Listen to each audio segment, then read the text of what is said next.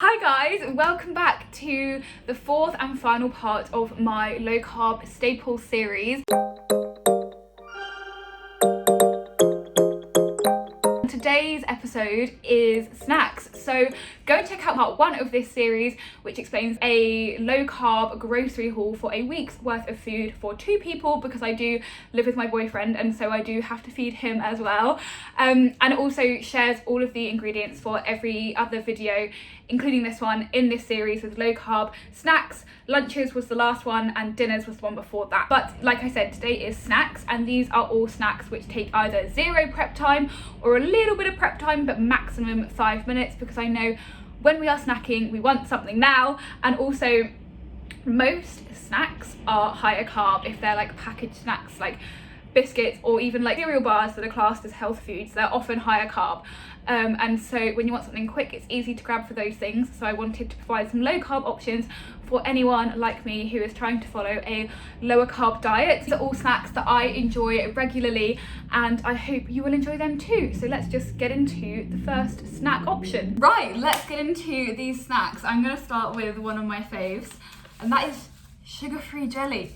It's so easy. You can buy the little pots that are pre-made, but they're so ridiculously expensive and also waste so much plastic. So I just get the like sachets, and it's so easy to make. I've got sugar-free lime and sugar-free orange. All you do is, there's 2 sachets here, you pour in a sachet and then you fill it with half a pint of boiling water, half a pint of cold water, give it a stir, put it in the fridge and come back a few hours later. So obviously this is annoying in that you have to make it in advance, because you can't just make it when you're hungry.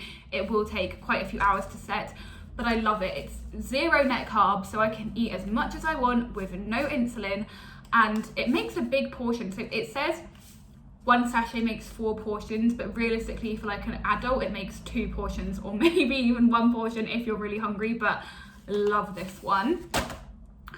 Another thing that I love to snack on, which requires little to no insulin, is nuts. So I mentioned this in the first video in this series. I do sometimes have to inject for nuts if I'm having a lot, because of the protein content, if I'm not having it with any other form of carb. But I've got some cashews in here, and I have a mix of walnuts and almonds in here, and I like having them in a little Tupperware like this, because then they're kind of like, it's already like a nice mix. I get bored if I'm just eating like a handful of almonds or a handful of walnuts, whereas if I have a mix, it's quite nice. There's a bit of variety within one portion, and then I just eat as much as I want from the little Tupperware and then put it away, but it's a really good quick option to grab and go. Okay, so for this low carb snack we're going to be doing a little bit of baking, but it's not going to take long. It's literally less than 5 minutes, and we've got a keto chocolate mug cake. I'll leave a link down below to the recipe where I found this from. So it is pretty much 0 carbs, which is super helpful if you don't want to do any bonusing. So we're going to start off by melting 10 grams of butter in the microwave.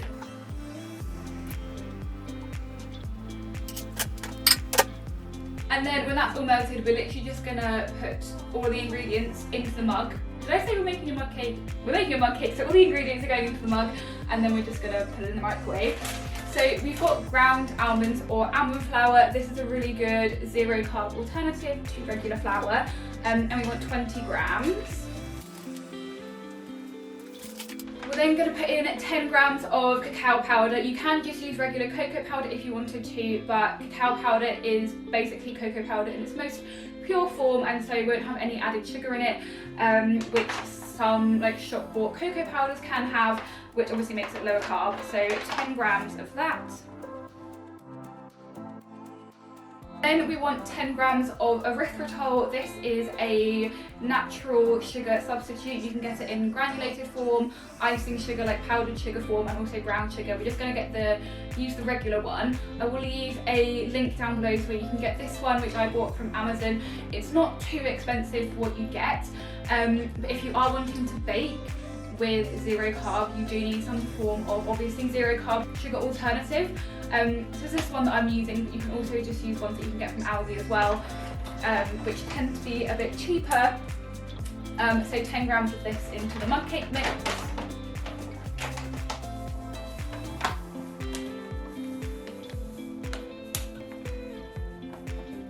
And then one ingredient I forgot to get out is baking powder. You want about half a teaspoon of baking powder into here. And then again, because zero carb or zero sugar baking can be quite, I don't want to say bland, but doesn't tend to have as much flavour or as much sweetness, I'm also using a liquid sweetener as well. This is just stevia drops. Again, I got this from Amazon, but any kind of like sugar-free alternative syrup or sweetener will be good. I'm just going to put 5 drops of this liquid stevia in.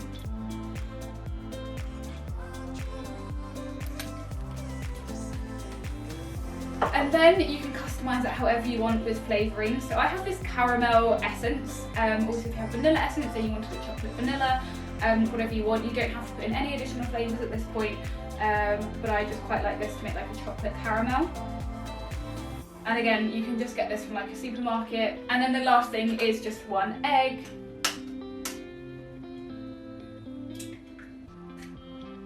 And then just give it a good mix.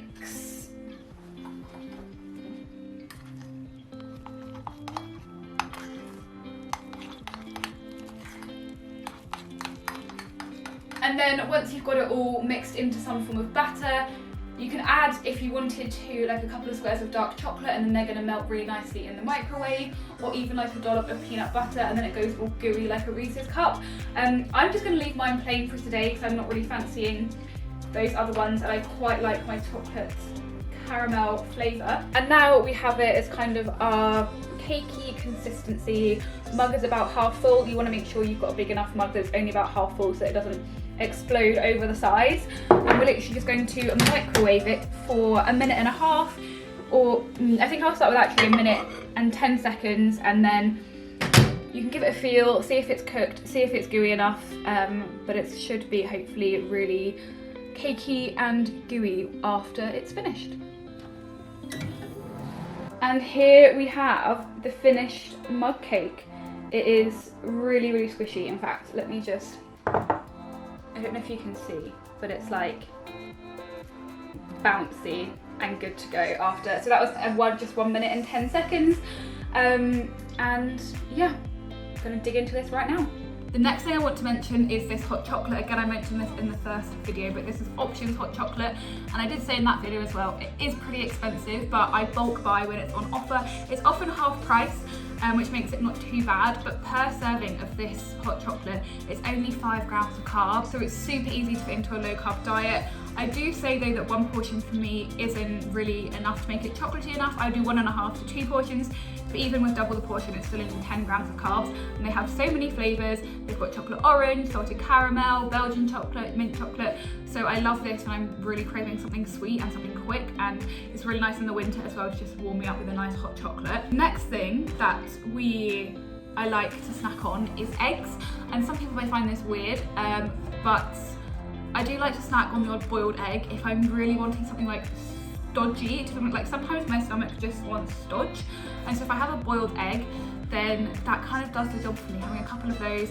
Over on Andrea's channel, she's diabetic, she mentioned as well a trick that I might adopt, where she keeps an empty egg box and she writes a B on it for boiled, and then she like batch boils a load and then puts them in there so that she knows she's got where they are and she's got them ready to go all the time, which I think is a really good idea. But hard boiled eggs, soft boiled eggs, however you want them boiled, really good low carb option, and also going to get you some protein in. Then on the mention of protein, I found these. Well, I didn't find them, my friend told me about them. They're Misfits, they're vegan protein bars, and they're actually really, really low carb. So per bar, there's only, I don't really know how this works, there's 6 grams of carb per bar, but it says there's 8 grams of fibre, which for me would lead to -2 net grams of carbs, because I subtract fibre from my carb count for my insulin.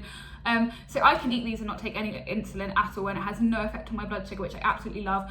Plus it's chocolatey. These ones are chocolate peanut. The ones I normally got were chocolate caramel, but I couldn't find them, but they're on Amazon, and I'll leave a link to them in the description box. But good, quick, easy. These are a good one as well. I like to take to work because it's something that's wrapped up, you can put in your bag, no insulin needed. Amazing. The next thing that I love as either a low carb snack or also a side to a lot of my lunches I will have is hummus with some form of vegetable sticks. So I have carrots and pepper. If you're keto, I know those might be like too high carb, so like cucumber and also celery are really good options that I have as well, depending on what I'm fancying. But a good lot of hummus with some vegetable sticks is really filling. One thing I will say is you can buy reduced fat versions of hummus, which are like lower calorie, but I wouldn't really recommend them, especially if you are going lower carb. You want to make sure you're getting as much healthy fats as you can. I used to eat them, don't get me wrong, there's nothing wrong with them, they actually taste quite good, but I do think it's better to just get the full natural product rather than having all of like the stuff removed from it. So yeah, I personally get the full fat hummus with some vegetable sticks. And on the note of sticks, where's it gone? Another low carb snack that I love is peanut butter with fruit sticks or vegetable sticks if you're keto. With celery and carrot, peanut butter is really, really good. But I personally love it with apple. Again, super quick, just chop up a little apple, get a dollop of peanut butter, dip and go. And this one is one I can also take to work. So I just fill a little Tupperware with some peanut butter and then a cut up apple, and it tends to last until I have it mid-morning. I wouldn't take it for like an afternoon snack because by then, if you cut the apple, it's probably going to be quite brown. But for like a mid-morning snack at work, I love this option. Okay, so this next snack or dessert is going to be chia pudding. Obviously there are hundreds of chia pudding recipes on the internet, but as it is a really good low carb snack option, I just thought I would share a version here. You are going to need to make it in advance, so like jelly, if you think you might want it for dessert in the evening, make it in the morning because it does need to sit in the fridge for like 6 to 8 hours to set, but it's super easy to make. So we're just going to do 60 grams of chia seeds, and this is to serve about 4 portions. And we want 400 ml of milk of choice. If you want the lowest carb option, dairy-free option, go for a nut milk like almond milk. I often use oat milk as well, but obviously that's not low, it's like the most high carb milk, and I don't have any at the moment, so we're just using dairy, regular milk. And just pour that in.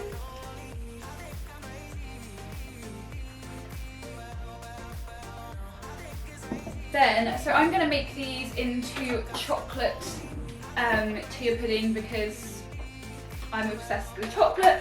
So we have cacao powder. Like I always say, you can always use cocoa powder as an alternative to cacao. I just prefer to use cacao because it's the most natural form and doesn't have any added sugar in. So we're going to have 3 tablespoons of cacao or cocoa powder. And then for some sweetness, this is where the carbs come in. We're going to do 2 tablespoons of honey.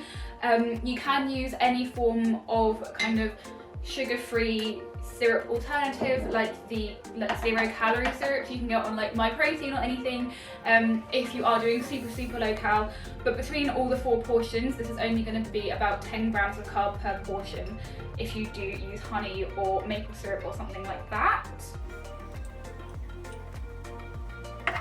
And then for a bit extra sweetness, I'm also going to add some stevia drops. This is exactly the same goes as what I said for the mug cake recipe. These are optional, you can use any form of liquid sweetener you want, but just I like my things to be really sweet, so this is a good 0 sugar alternative. And I'm going to do 10 drops in here. And then again, you can probably see a theme with the flavours I like. I'm going to also add some more of the caramel flavouring. You could add vanilla if you wanted like a chocolate vanilla flavour. Also orange flavouring is really nice to make a chocolate orange version, but I absolutely love chocolate caramel.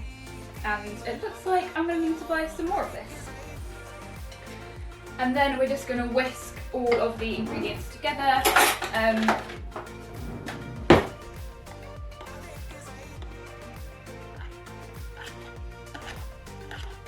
Okay, so then we get to the point where it looks kind of like an Angel Delight mixture. You can't even see the chia seeds in there. It's really nice, sweet, chocolatey flavour. Literally tastes like chocolate milk with a few crunchy chia seeds.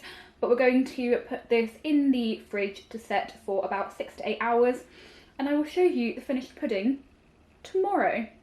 Okay, so here we have our finished chia pudding. As you can see, it's pretty solid. It's pretty much like a chocolate mousse, and it tastes like a chocolate mousse. Ignore the little dent, I just poked it to see if it was set.